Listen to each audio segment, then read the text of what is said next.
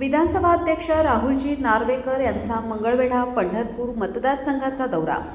महाराष्ट्र विधानसभा अध्यक्ष राहुलजी नार्वेकर काल मंगळवेढा पंढरपूर विधानसभा मतदारसंघाच्या दौऱ्यावर होते। यावेळी विविध विकास कामांचे भूमिपूजन त्यांच्या हस्ते करण्यात आले। मंगळवेढा पंढरपूर मतदारसंघाचे आमदार समाधान आवताडे यांच्या आवताडे शुगर साखर कारखाना परिसरात विविध विकास कामांचे भूमिपूजन राहुलजी नार्वेकर यांच्या हस्ते पार पडले। यावेळी झालेल्या कार्यक्रमात राहुलजी नार्वेकर यांनी आपल्या भाषणातून आमदार समाधान आवताडे आणि आवताडे परिवाराचे तोंड भरून कौतुक केले। मंगळवेढा पंढरपूरच्या जनतेने समाधान आवताडे यांना एकदा खुर्चीवर बसवलं आहे, आता त्यांनी ती खुर्ची सोडायची नाही, असे सूचक वक्तव्य राहुलजी नार्वेकर यांनी यावेळी केले। आवताडे परिवाराने मतदारसंघात केलेल्या विविध विकास कामांचा उल्लेख करत नार्वेकर यांनी त्यांच्या कामाचे कौतुक केले। विशेष म्हणजे विधानसभा अध्यक्षांच्या या वक्तव्यामुळे आगामी काळातील राजकीय समीकरणांबाबतही चर्चांना उधाण आले आहे। समाधान आवताडे यांच्या कामावर राहुल नार्वेकरांची कौतुकाची थाप। आवताडेंना खुर्ची सोडायची नाही, नार्वेकरांचा मोठा संदेश। नेमकं राहुलजी नार्वेकर आपल्या भाषणातून काय म्हणाले पाहूया त्यांच्याच शब्दात। तुम्ही आमच्या चॅनलवर नवीन असाल तर KL मराठी न्यूज या चॅनलला सबस्क्राईब करायला विसरू नका। नमस्कार। सर्वप्रथम इकडे यायला बराच उशीर झाला, 5 वाजल्यापासून इकडे सगळ्यांना बोलवलेलं आणि आम्हाला इकडे यायला जवळजवळ 8:30 वाजले। अनेक कार्यक्रम आज या मतदारसंघात केले, पांडुरंगाचं दर्शन घेतलं आणि आता या ठिकाणी अत्यंत लोकोपयोगी कार्यक्रमाच्या उद्घाटन सोहळ्यासाठी उपस्थित आम्ही राहिलो आहोत। उशिरा आल्याबद्दल दिलगिरी व्यक्त करतो। मेसर्स आवताडे शुगर CBG प्रकल्पाच्या भूमिपूजन कार्यक्रमासाठी उपस्थित असणारे विधिमंडळातील माझे सहकारी, मंगळवेढा पंढरपूर मतदारसंघाचे धडाडीचे आमदार, यांनी आपल्या कार्याची छाप या मतदारसंघातील कानाकोपऱ्यात उमटवली आहे आणि ज्यांचं कार्य विधिमंडळातील संसदीय कार्य त्यांचं महाराष्ट्राने बघितलेलं आहे, असे आमचे सहकारी आदरणीय आमदार श्री समाधान दादा आवताडे या ठिकाणी पंचायत समितीच्या सभापती श्रीमती दीपालीताई ताड, उपसभापती पंचायत समिती श्री अर्जुन मळलाळे, श्री योताळा भगत, श्री रापा काटेकर, श्री विजयसिंह देशमुख, श्री लक्ष्मण शिरसाट, श्री दिलीप गुराव, डॉक्टर PB रांगेसर, श्री विष्णू बापू आवताडे, श्री संजय आवताडेजी chairman Awatade sugars, Shri Sandeep Kekane advocate high court Mumbai, या ठिकाणी उपस्थित असणारे आमचे सर्व शेतकरी बांधवांनो, या शुगर मिलचे सगळेच आमचे कर्मचारी वर्ग, या ठिकाणी उपस्थित असणारे मंगळवेढा तालुक्यातील सर्व रहिवासीगण, उपस्थित बंधूंनो, भगिनींनो आणि मातांनो, सर्वप्रथम मी आवताडे साखर कारखान्यातील सर्व मॅनेजमेंटचे मनपूर्वक अभिनंदन करू इच्छितो की या कारखान्याचं फॉरवर्ड इंटिग्रेशन सातत्याने तुमच्याकडनं होत आहे। सुरुवातीला साखर कारखाना 2021-22 मध्ये मला वाटतं आपण घेतलं असेल आणि तेव्हापासून साखर कारखान्याची उत्पादकता वाढवून जास्तीत जास्त क्रशिंग इकडे करण्यात येत आलं। त्यानंतर डिस्टिलरी, कोजन प्लांट आणि आता हा CBG प्लांट म्हणजे कॉम्प्रेस बायोगॅस चा प्रकल्प इकडे आपण सुरू केलेला आहे। त्यामुळे या कारखान्याच्या प्रगतीच्या शृंखलेत अजून आपण एक महत्त्वाचा पैलू पार केलेला आहे। त्याबद्दल तुमच्या सर्वांचे मी मनापासून अभिनंदन करतो। खरं तर समाधान आवताडेंनी एक आदर्श लोकप्रतिनिधी कसा असावा याचा आज दुसऱ्यांदा मला उदाहरण दिलेलं आहे। इथे येण्यापूर्वी आम्ही ते ज्या शाळेत शिकले त्याच शाळेच्या नूतनीकरणाच्या कार्यक्रमात आम्ही गेलो. यांनी त्या शाळेला मोठा आमदार निधीही दिला. त्या शाळेच्या देखभाली करता आणि त्या शाळेत उत्तम दर्जाचं शिक्षण प्राप्त होण्यासाठी त्यांनी जे कष्ट घेतलेले आहेत, जे लक्ष दिलेलं आहे, ते खरोखरच अत्यंत कौतुकास्पद आहे.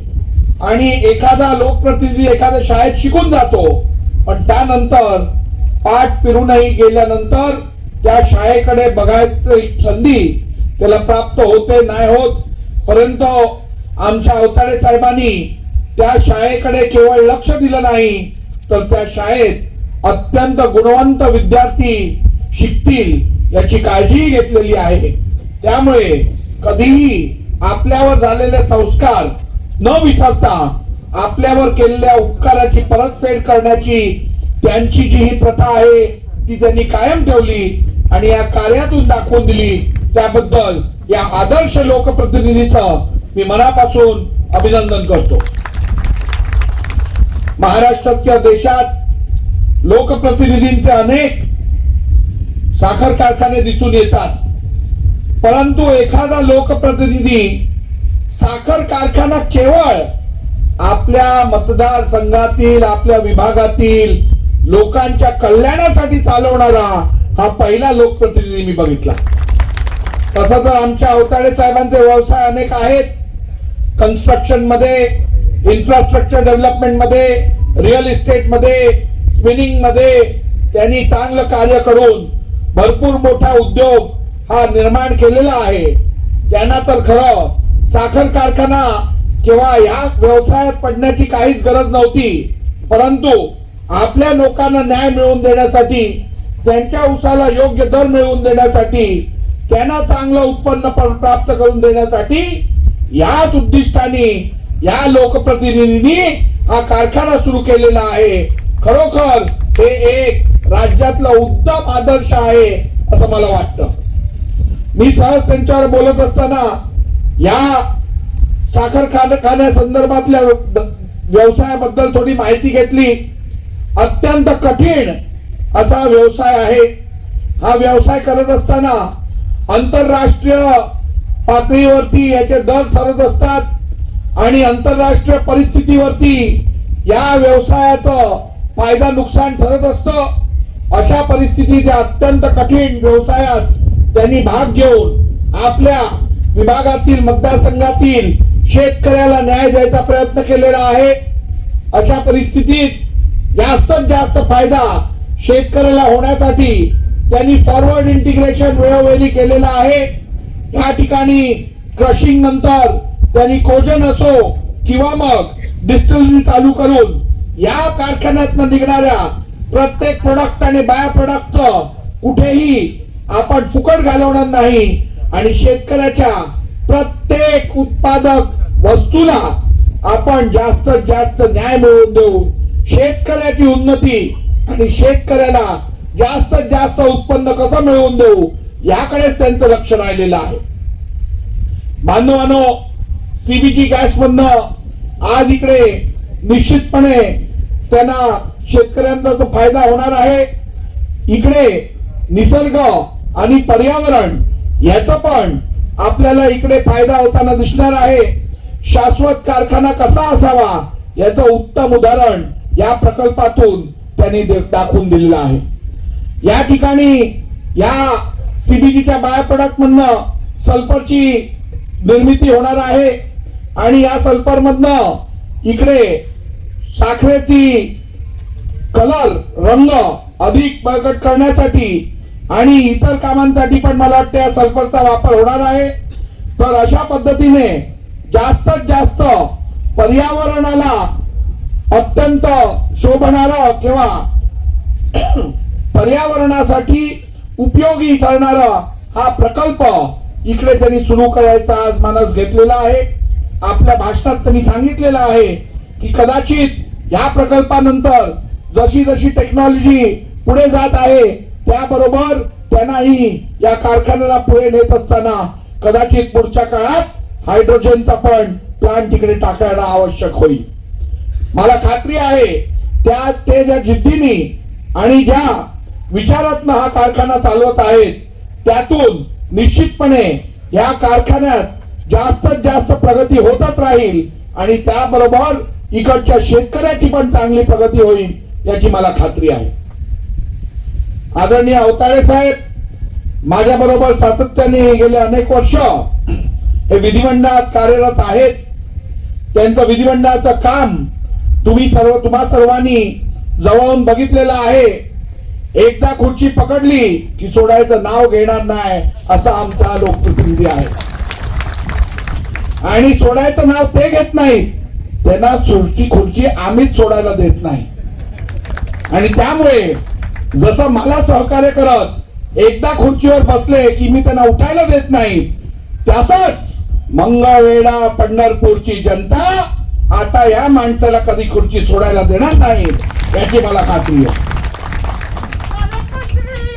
तर अशा या आमच्या अत्यंत होतकरी आणि अत्यंत कष्टाळू लोकप्रतिनिधीला आपण मनापासून सगळे शुभेच्छा देऊया.